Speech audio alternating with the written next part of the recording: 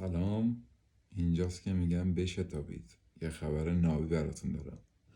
ازدواج دوتا از سلبریتی های کشورمون، کامران تفتی و متین ستوده عزیز، دیشب یه عروسی لاکچری که نوش جونشون بهشون میرسه گرفتن که خیلی یهویی شد و همه رو غافلگیر کرد.